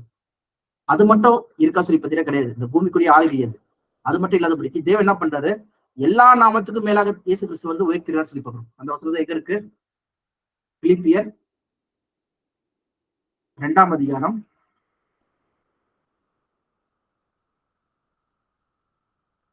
9ஆம் வசனத்திலிருந்து படிங்க. ஆதலால் தேவன் எல்லாவற்றிற்கும் மேலாக அவரை உயர்த்தி இயேசுவின் நாமத்தில் வானோர் பூதலத்தோர் பூமியின் கீழானோருடைய முழங்கால் யாவும் முடங்கும்படிக்கும் பிதாவாகிய தேவனுக்கு மகிமையாக இயேசு கிறிஸ்து கர்த்தர் என்று நாவுகள் யாவும் அறிக்கை பண்ணும்படிக்கும் எல்லா நாமத்திற்கும் மேலாக நாமத்தை அவருக்கு தந்தருளினார். ஓகே, பாத்தீங்கன்னா எல்லா நாமத்துக்கும் மேலான நாமம். அது மட்டும் இல்லாம வானோர் சொல்லும்போது ஏஞ்சல்ஸ் எல்லாருமே, பரலோகத்துல இருக்க எல்லாருமே, பூமியில இருக்க மக்கள், பூமியின் கீழானோர் சொல்லும்போது என்னது, சித்து பண்ணுவாங்க, மரித்தோர், அவங்க எல்லாம் உயிர்த்தெழுவாங்கல்ல, அவங்க எல்லாருமே வந்து என்ன பண்ணுமா, இயேசு கிறிஸ்துதான் கர்த்தர் என்று நாவுகள் அறிக்கை என்னும். கர்த்தர் சொல்லும்போது இது யாரு? தேவனுடைய வலது பசத்துல இருக்கிற சிங்காசனத்துல இருக்கிற கர்த்தர் சொல்லி பார்க்கிறோம். அதான் கர்த்தர் என் ஆண்டவரை நோக்கி. சோ இது கர்த்தர் சொல்லி போட்டிருக்காங்க. யாரு இந்த குறிக்கி சொல்லி பார்த்தீங்கன்னா ஆண்டவராகி இயேசு கிறிஸ்து. ஓகே, இதுதான் நம்ம திருவிழுத்தோட படிச்சோம். ஓகேவா, ஆண்டவர் சொல்லி போட்டிருக்கோம், இயேசு ஆண்டவர் சொல்லிட்டு. எங்கன்னா வில்லியம் கேத்தலிக் பைபிள். ஏஞ்சல்ஸ்க்கு கூட, அதாவது தூதர்களுக்கு கூட இப்படி ஒரு இது கிடைக்காத போது ஏன் மனுஷர்களோட காட் இருக்கணும்? இவ்வளவு பெரிய ஒரு ஸ்பெஷலான ஒரு இது. அதுதான் நம்ம பார்க்க போறோம். அதோட முடியல, இந்த மகிமைகள் தான் நம்ம பார்த்துட்டு இருக்கோம். ஓகே, நம்ம பார்க்கும்போது நம்ம பார்த்துடலாம். இயேசு கிறிஸ்து ஆண்டவர் என்று எல்லா நாவுகளும் அறிக்கையிடுவதாக. ஆண்டவர். அதனாலதான் நம்ம இந்த வார்த்தை கூட நம்ம பார்க்கும்போது என்ன பார்த்தோம், மாஸ்டர். எதுனா பிலிப்பியன்ஸ் 2:9. இதுக்கு வார்த்தை, கிரேக்க வார்த்தை என்னது ஞாபகம் இருக்கா?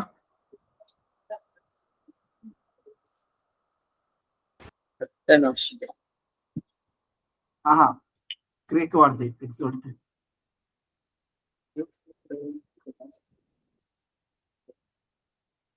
அர்த்தநஷ்யா கிடையாது, அது சாகாமை. இது வந்து பாத்தீங்கன்னா Jesus Christ is the Lord. குரியோஸ். இதெல்லாம் என்னது? Lord, master. ஓகே, இல்ல ஓனர் சொல்லி பார்க்கிறோம். இதுதான் வந்து 2 பேர் பிலிப்பியர் 2ஆம் அதிகாரம் 11ஆம் வசனத்துல இருக்கிறது. கர்த்தர் சொல்ற தமிழ் டிரான்ஸ்லேட் பண்ணிருக்காங்க. நான் ஆக்சுவலா பாத்தீங்கன்னா ஆண்டவர் சொல்லி பார்க்கிறோம். ஓகே, கர்த்தர் என் ஆண்டவரை நோக்கி சொல்லும்போது யாவே தேவன் இயேசு கிறிஸ்துவை நோக்கி என் வலது பஸ்ல உட்கார சொல்ற அந்த இதுதான், அந்த ஆண்டவர் தான் இவர் சொல்லி எல்லா நாவுகளும் அறிக்கைன்னு சொல்லி பார்க்கணும். சரி, பேக் டு டாபிக் போயிடலாம்.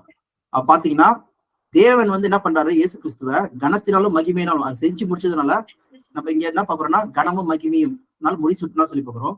இது பூமிக்குரிய கனம் மகிமை மட்டும் கிடையாது, படிக்கு எல்லா நாமத்துக்கும் மேல உயர்த்தப்பட்டு பரலோகத்துல ராஜா சிங்காசனத்துல உட்கார்ந்துருக்க அளவுக்கு கனத்தினாலும் மகிமையினாலும் தேவன் என்ன பண்றதாம், அவரை இயேசு கிறிஸ்துவ முடி சுட்டார் சொல்லி பாக்குறோம். ஓகே, இப்போ கிறிஸ்து வந்து என்ன பண்றாரு, கனத்தினாலும் மகிமையினாலும் சிங்காசனத்துல உட்கார்ந்துருக்காரு சொல்லி பாக்குறோம். பிதாவுடைய வலது பஸ்துல. இப்போ எக்ஸாம்பிள், யார் வந்து சிங்காசனத்துல உட்கார்ந்திருப்பா, ராஜா உட்கார்ந்திருப்பாரா இல்ல மந்திரிக்கு வந்திருப்பாங்களா? நடு சிங்காசனத்துல ராஜா தானே. இப்போ அவங்களுக்கு தனி சின்ன சின்ன சிங்காசனம் கீழே இருக்கும். ஆனா இங்கன்னா ராஜா தான். இங்க என்ன சொல்றாருன்னா, கிறிஸ்து வந்து நான் எப்படி ஜெயம் கொண்டு என் பிதாவின் சிங்காசனத்துல உட்கார்ந்தது போல கனத்தினாலும் மகிமையினாலும் சொல்லும்போது என்னது, ராஜாவா ஓகே உட்கார்ந்தது போல எல்லா யூனிவர்ஸ்கே அண்ட சராசரத்துக்கு யார் ராஜா, தேவன். அவர் கூட யாருக்கு வந்திருக்கான், கிறிஸ்துக்கு வந்திருக்காராம். அது எங்க போட்டிருக்கு, வெளிப்படுத்தல் 3ஆம் அதிகாரம் 21ஆம் வசனம்.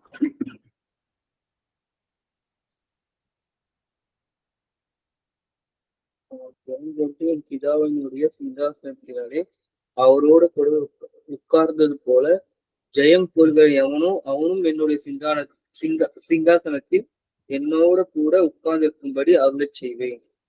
பாருங்க, அவரு சரீரத்துல மட்டும் வந்து அந்த சாகாமை அழியாமை வந்து கொடுக்கல, அவர் அந்த ஆளுகை தன்மையில என்ன பண்றாராம், ஆளுகை தன்மையிலையும் நம்மளுக்கு வந்து அவர் எங்க வந்து மகிமையும் கனமும் பெற்று சிங்காசனம் உட்கார்ந்திருக்கிறது போல அவரோட கூட நம்மள உட்கார்றதுக்கு வந்து இயேசு கிறிஸ்து என்ன பண்றாராம், கிருபை செய்யறாராம். ஓகே, அந்த மகிமையும் கனமும் பெற்று ராஜாவா ஆகிறதுக்கு என்ன பண்றாரு, தேவன் வந்து நம்மளுக்கு கிருபை செஞ்சிருக்காரு சொல்லி பார்க்கிறோம். இதுதான் வந்து பாத்தீங்கன்னா அடுத்த வசனம் படிங்க. அதுக்கு அடுத்த வசனம்,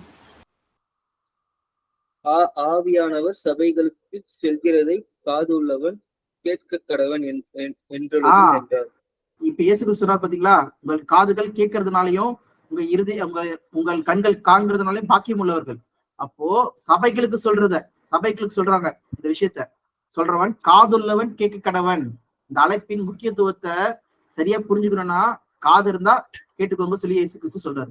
அப்ப பாத்தீங்கன்னா அந்த சபையின் அழைப்புல வந்து பாத்தீங்கன்னா சிங்காசனத்தில் அந்த மகிமையும் கனமும் இயேசு கிறிஸ்து பெற்று தேவனுடைய சிங்காசனம் உட்கார்ந்தது போல ஜெயம் கொள்கிற வேணும், அவரோட கூட பாடுபட்டால் அவரோடு கூட ஆளுகை செய்வீர்கள் சொல்லும்போது அவரோட கூட சிங்காசனத்தில் உட்கார வைக்கிறாங்களாம். அப்படி பண்ணும்போது நம்ம நாட் ஜஸ்ட் பூமியை வந்து ஆளுகை செய்யற மக்களா கிடையாது, நம்ம யூனிவர்ஸையே நம்ம வந்து கிறிஸ்துவோட சேர்ந்து ஆளுகை செய்யற மக்களா இருக்கிறோமா. அப்போ யூனிவர்ஸ் ஆளுகை செஞ்சுன்னா தேவதூர்கள் எல்லாம் என்ன பண்ணுவாங்க, நம்ம கீழே தானே இருப்பாங்க. தேவதூர்கள் நம்மளுக்கு கீழே மேலையா, கீழே தானே இருப்பாங்க. ஏன்னா நம்ம ராஜாக்கு ஈக்குவலா தானே இருப்போம்.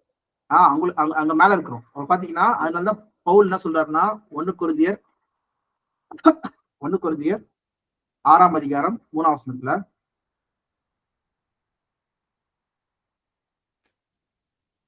தேவதூதர்களின் நியாயம் தீர்ப்போம் என்று அறிவீர்களா? இந்த உலகத்துக்கான ஜீவனுக்கு ஏற்றவைகள் நீங்கள் தீர்த்துக் கொள்ள கூடாது இருக்கிறது எப்படி? ஏன்பா சின்ன சின்ன காரியங்களை பார்த்துட்டு நீங்க தேவதூதர்களை நியாயத்திருப்பீங்க அல்லவா.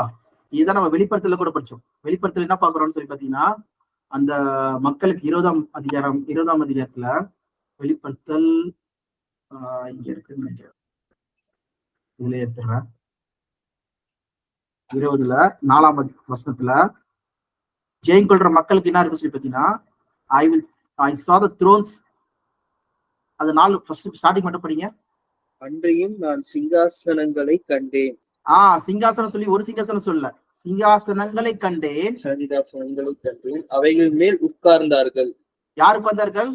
கிறிஸ்துவ நியாயத்திற்கும் அதிகாரத்தை கொடுத்தார்கள் சொல்லி பார்க்கிறோம். அளிக்கப்பட்டது யாருக்கு சொல்லி பாத்தீங்கன்னா கிறிஸ்துவ பின்பற்றி அவருக்காக சிறைசேதம் பண்ணப்பட்ட கிறிஸ்துக்காக வாழ்ந்த மக்கள். அவங்க கிறிஸ்துவனை அவங்க உயிர்த்திலிருந்து என்ன பண்ணாங்க, 1000 வருஷம் கிறிஸ்துவனை கூட அரசாட்சி பண்றாங்க சொல்லி பார்க்கிறோம். சோ சபையின் அழைப்பு வந்து பாத்தீங்கன்னா மிகப்பெரிய அழைப்பு. அதுல இந்த இம்பார்ட்டன்டான விஷயம் என்ன சொல்லி பாக்குறீங்கன்னா, இங்க பார்த்தது வந்து இந்த அடுத்தபடியா அந்த மகிமையும் கனமும் பெற்ற மக்களா இருக்காங்களா. மகிமை கனம்னா ராஜாக்களாக, ஆசாரியர்களாக. அதனால்தான் தெளிவா பேதுரு என்ன இருக்காரு, நீங்கள் ராஜாக்களாகவும் ஆசிரியர்களாகவும் அழைக்கப்பட்டிருக்கிறது. எங்க போட்டிருக்கு? Called for Kings and priest.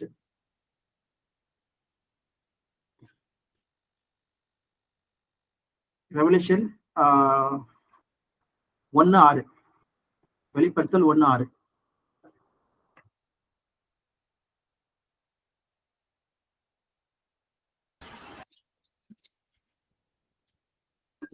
நம்மிடத்தில் அன்பு கூர்ந்து நமது இரத்தத்தினாலே நம்முடைய பாவங்கள் கேட்ட நம்மை கழுவி தம்முடைய பிதாவாகிய தேவனுக்கு முன்பாக நம்மை ராஜாக்களும் ஆசிரியர்களுமாக்கின அவருக்கு மகிமையும் வல்லமையும் என்றென்றைக்கும் உண்டாயிருப்பதாக. ஆமென். நம்ம என்ன பண்ணிருக்காரா? ராஜாக்களாகவும் ஆசாரியர்களாகவும், ஆசீர்வாதம். Okay, to be the kingdom and the priest, to serve the king, his God and Father, to be to him be glory and power forever and ever. ஆமென் சொல்லி போகிறோம். அப்ப நம்ம அழைப்பின் காரியங்களே வந்து பாத்தீங்கன்னா நம்மள ஆசிரியராகவும், நம்ம ராஜாக்களாகவும் ஆசிரியராகவும் அப்படிப்பட்ட ஒரு மக்களா நம்மள வந்து சிங்காசனத்துக்கு தேவன் வந்து உட்கார வைக்கிறார். மகிமையும் கனமும் ஆதம் இழந்து போனதை வந்து திருப்பி என்ன பண்றாரு, நம்மளுக்கு கொடுக்குறாரு. அது மட்டும் இல்லாதபடி நம்ம கிறிஸ்துவோட கூட நம்ம பாடுபட்டதுனால அவரோட கூட உன்னதங்களில் அவர் எங்க இருக்காரு, பரலோகத்தில் இருக்கிறது போல நம்ம சரீரமும் மாற்றப்பட்டு அவரோட கூட எப்பயுமே நம்ம இருக்கிறதுக்கு வந்து கிருபை செஞ்சிருக்கா சொல்லி பார்க்கிறோம். ஓகேவா? சோ இதுதான் வந்து சபையின் அழைப்பு. இவங்களுக்கு சபைக்கு வந்து பாத்தீங்கன்னா இப்ப மட்டும் கிடையாது, என்றென்றைக்குமே அவங்க என்ன பண்றாங்களாம், ராஜரீக ஆசிரியர் கூட்டமா இருக்காங்களாம். ஓகே, ஏன்னா படிங்க, அது படிச்சிடலாம், அது மட்டும் படிச்சு முடிச்சிடலாம் இன்னைக்கு. எதுனா தானியல் ராஜரீக ஆசிரியர் கூட்டம் தனியா இருக்கு, பேதுரு சொல்லுவாரு.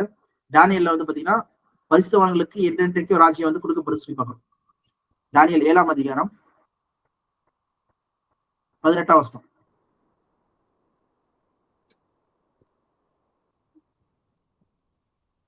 ஆனாலும் உன்னதமானவருடைய பரிசுத்தவர்கள் ராஜகாரியத்தை பெற்று என்றென்றைக்கும் உள்ள சதா காலங்களிலும் ராஜ்யத்தை சுதந்திரித்துக் கொள்ளுவார்கள் என்றான். ராஜ்யத்தை என்றென்றைக்கும் சுதந்திர கொள்வார்கள் சொல்லி பார்க்கிறோம். என்றென்றைக்கும், ஃபார் எவர் அண்ட் எவர் சொல்லி பார்க்கிறோம். பாத்தீங்கன்னா நம்ம வெளிப்படுத்தல பார்த்தோம் 1000 ஆண்டு அரசாட்சி பண்றாங்க சொல்லி பார்த்தோம். சாத்தான் கொஞ்ச காலம் விடப்படுறான், யாரெல்லாம் அவங்க கூட சேர்றாங்களோ அவங்க அழிக்கப்படுறாங்க. பின்பு என்ன ஆகுதான், ராஜ்யம் என்றென்றைக்கும் யார் கொடுக்கப்படுது, இந்த பரிசுத்தவான்களுக்கு கொடுக்கப்படுது சொல்லி பார்க்கிறோம். அதனாலதான் ராஜாக்களாக அழைக்கப்பட்டிருக்காங்க சொல்லி பார்க்கிறோம், ஆசிரியர்களாக அழைக்கப்பட்டிருக்காங்க சொல்லி பார்க்கிறோம். சோ எப்படி இயேசு கிறிஸ்து வந்து பிரதான ஆசிரியரா இருக்காரோ அதே போல இவங்களும் என்ன பண்றாங்க, ஆசிரியர்களா இருக்காங்க சொல்லி பார்க்கிறோம்.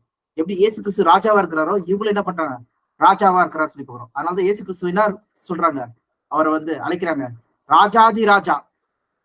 ஓகே, ராஜாதி ராஜானா என்னது, ராஜாக்களுக்கெல்லாம் ராஜா. அந்த ஒவ்வொரு வார்த்தைகளுக்கும் அர்த்தம் இருக்கு, சும்மா இல்லை எங்கேயுமே.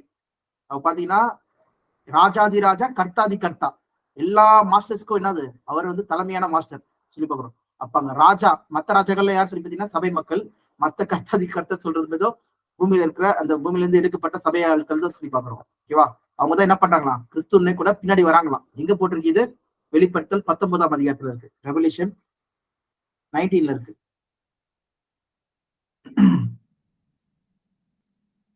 வெளிப்படுத்தல் 19:14 இருந்து படிக்கலாம்,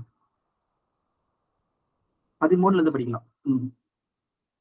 ரத்தத்தில் தோய்க்கப்பட்ட வஸ்திரத்தை தரித்தார். அவருடைய நாமம் தேவனுடைய வார்த்தை என்பது. பரலோகத்தில் உள்ள சேனைகள் வெண்மையும் சுத்தமுமான மெல்லிய வஸ்திரம் தரித்தவர்களாய் வெள்ளை குதிரையின் மேல் ஏறி அவருக்கு பின் சென்றார்கள். யார் இவங்க?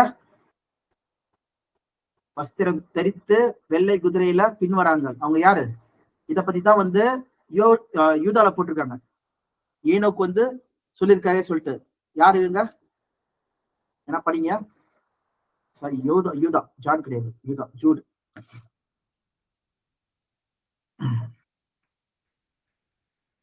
ஒண்ணு 14ஆம் வசனம். ஆதாமுக்கு ம். 7ஆம் தலைமுறையான ஏனோக்கும் இவர்களை குறித்து இதோ எல்லோரும் நியாய தீர்ப்பு கொடுக்கிறதற்கு அவர்களில் அவபக்தி உள்ளவர்கள் யாவரும் அவபக்தியாய் செய்து வந்த சகல அவபக்தியான கிரியைகளின் நிமித்தம் தமக்கு விரோதமாய் அவபக்தி உள்ள பாவிகள் பேசின கடின வார்த்தைகள் எல்லாவற்றின் நிமித்தமும் அவர்களை கண்டிக்கிறதற்கும் ஆயிரமான தமது பரிசுத்தவான்களோடும் கூட கர்த்தர் வருகிறார் என்று முன் அறிவித்தான். புரியுதா? அங்க பின்னாடி கிறிஸ்து பின்னாடி அந்த ஆர்மி வர்றது யார்? அவங்க சபை ஜனங்கள், பரிசுத்தவான்கள், சபை. இதுதான் நம்ம தானியேல்ல பார்த்தோம். சபை நம்ம தான். ஓகே, சபையின் அழைப்புல இருக்கிற மக்கள் தான் கிறிஸ்துவ கூட வராங்களாம். இவங்கதான் வந்து பாத்தீங்கன்னா இங்க கர்த்தாதி கர்த்தா ராஜாதி ராஜா சொல்ற எல்லா காரியங்களும் நடக்குது. ஓகேவா? அவ பாத்தீங்கன்னா இந்த சபையின் அழைப்பின் காரியங்கள் நிறைய இருக்கு. அதுல இப்ப நம்ம வந்து ஒரு பாதி பார்த்திருக்கோம், ஒரு பாதி கிட்ட பார்த்திருக்கோம். இன்னும் நம்ம பார்க்க வேண்டியது நிறைய இருக்கு. அது நம்ம நெக்ஸ்ட் கிளாஸ்ல பார்க்கலாம். இதுல ஏதாவது டவுட் இருக்கா, கிளாரிபிகேஷன் இருக்கா உங்களுக்கு?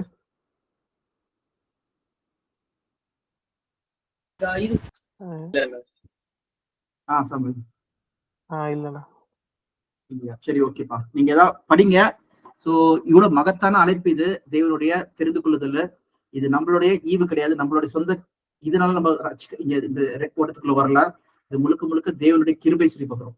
அதனால்தான் கனவீனமானதையும் ஒண்ணும் இல்லாததையும் தேவன் தெரிந்து கொள்றார். எதுக்காக? கனமான அதுதான் ஞானவான்களை வெக்கப்படுத்தும்படிக்கு.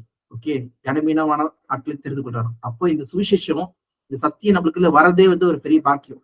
நம்ம காதுகள் கேட்கறதுனாலையும் நம்ம கண்கள் காண்கிறதுனாலையும் நம்ம பாக்கியம் உள்ளவங்களா இருக்கும். ஸோ இந்த உண்மையை நம்ம புரிந்து கொண்டு நம்ம தேவனுக்கு வந்து அவர் சித்தத்துக்கும் அதான் நான் பார்த்தோம்ல, ரோமர் 12ஆம் அதிகாரம். அவர் அது எங்க இருக்கு? நன்மையும் பிரியமும் பரிசுத்தமான நன்மையும் குட் பிரியமும் அப்புறம் பூர்ணமான சித்தம். Okay, perfect. பூர்ணமான சித்தம் என்னதென்று அறிந்து நம்ம வந்து செயல்படுற மக்களா இருக்கும். ஓகே, நம்ம ஞானஸ்தானத்துல நம்ம ஒப்பு கொடுத்துட்டோம். அது ஒப்பு கொடுத்ததின்படி நம்ம வாழணும். ஆனா என்னதுன்னா ஞானஸ்தானம்னால என்னதுன்னா ஞானம் பெற்று ஸ்தானம் பெறுறது. அப்ப இந்த மாதிரி நம்ம அண்டர்ஸ்டாண்டிங் இல்லாம நம்ம ஞானஸ்தானம் எடுத்தோம்னா அது கன்சிடரேஷன் கிடையாது ஆக்சுவலா. அதனாலதான் வந்து பாத்தீங்கன்னா சரியா புரிந்து கொண்டு நம்ம ஞானஸ்தானம் பெறதுதான் வந்து சரியான இது. அந்த அந்த அழைப்புக்குள்ள கரெக்டான பண்றது சொல்லிப்பாங்க. ஓகேவா? சரி, அதை பத்தி நம்ம தனியா ஒரு கிளாஸ்ல பார்க்கலாம். இப்ப இதோட நான் முடிக்கிறேன். இறுதி ஜெபமாக இன்னைக்கு சாமுவேல் நீங்க பண்ணுங்கப்பா.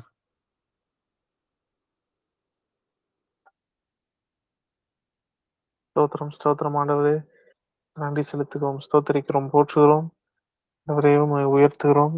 ஆண்டவரே இன்று தினத்திலே நாங்கள் கற்றுக்கொண்ட பாடத்திற்காக ஆண்டவரே உமக்கு நன்றி செலுத்துகிறோம். ஆண்டவரே இந்த சபையின் ஆண்டவரே இந்த மகிமையை குறித்து ஆண்டவரே நாங்கள் பார்த்தோம். ஆண்டவரே இந்த உன்னதமான அழைப்பிற்கு ஆண்டவரே நாங்கள் பாத்திரவான்களாக இருக்க கிருபை பாராட்டுங்க. ஞானத்தை ஆற்றலின் தாங்க போதித்த ஆண்டவரே போதவரே நீர் தாமே ஆசீர்வதிங்க ஆண்டவரே. அவருக்கு வேண்டிய ஞானத்தை ஆற்றலின் பலனின் தாங்க இன்னும் அநேகருக்கு ஆண்டவரே போதிக்க கிருபை பாராட்டுங்க. ஆசீர்வதிங்க. உங்கள் ரத்த கோட்டைக்குள்ளாக மூடி மறைத்து கொள்ளுங்க ஆண்டவரே. இந்த காரியங்களை புரிந்து கொள்ள கூட ஆண்டவரே எங்களுக்கு வேண்டிய ஞானத்தையும் ஆற்றலையும் பலனையும் தாங்க, ஞானத்தை தாங்க ஆண்டவரே. ஆசீர்வதிங்க. எல்லாவற்றையும் ஆண்டவரே உங்கள் அற்புத கருத்துல ஒப்பு கொடுக்குறேன் ஆண்டவரே. ஒரு பிரகாசிப்பிக்குதல் ஆண்டவரே எங்களுக்கு உண்டாகட்டும் ஆண்டவரே. ஆசீர்வதிங்க. எல்லாவற்றையும் அற்புத கருத்துல ஒப்பு கொடுக்குறோம் ஆண்டவரே. இன்னும் ஆண்டவரே இன்னும் அதிகமா உங்களுடைய சத்தியங்களிலே நாங்கள் வேறொன்று நிற்க வளர கிருபை பாராட்டுங்க ஆண்டவரை. கற்றுக்கொள்ளக்கூடிய ஆண்டவர் எங்களையும் ஆசீர்வதிங்க. எங்களுக்கு புரிந்து கொள்ளக்கூடிய ஞானத்தை தாங்க. ஆசீர்வதிங்க. இயேசுவின் நாமத்தில் ஜெபிக்கிறேன் ஜீவனுள்ள பிதாவே, ஆமென். நாத்துமாவே கர்த்தரை ஸ்தோத்திரி, முழு பரிசுத்த நாமத்தை ஸ்தோத்திரி. நாத்துமாவே கர்த்தரை ஸ்தோத்திரி, கர்த்தர் செய்த சகல உபகாரமானாரே. ஆமென். Praise Lord, praise Lord. Praise Lord. ஆமென். Praise Lord. Thank you. இதான் சாமுவேல் பண்ணாருல, நான் மறந்தே போயிட்டேன் இந்த வாட்டி. சரி, ஓகே. அப்ப நாளைக்கு பார்க்கலாம். நாளைக்கு இன்னும் ரெஸ்ட் ஆஃப் தி பாயிண்ட் நம்ம பார்த்துடலாம். ஓகே, சரிப்பா. சரி, ஓகே. தேங்க்யூ. தேங்க்யூ. பாய்.